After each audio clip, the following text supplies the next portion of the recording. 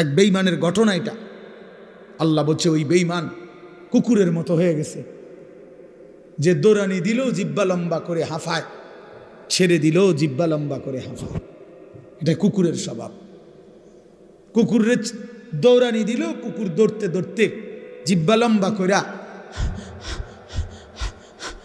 এমন করে, ছেড়ে দিল দাঁড়াইয়া থাইকা আবারও জিব্বা লম্বা করে এমন হাঁফায়। এ কুত্তার স্বভাব।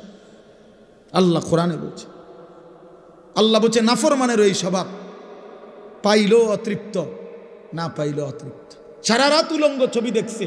আপনি এই জানোয়ারে জিজ্ঞাসা করেন যে এবার থামো, আর চাইবানি, ছাড়ছে তো, চাইছো তো বেডি, এবার বন্ধ করে দাও, হইতে কব না আমি আরো চামো।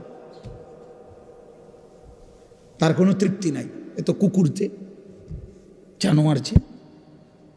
একটা সুদখোরকে জিজ্ঞাসা করেন যে হারাম কর, এবার থামো না, কোন আমি কিনলে থামো, আমার আরো দরকার। এজন্য নাফরমান তৃপ্ত হয় না, পাপী তৃপ্ত হয় না।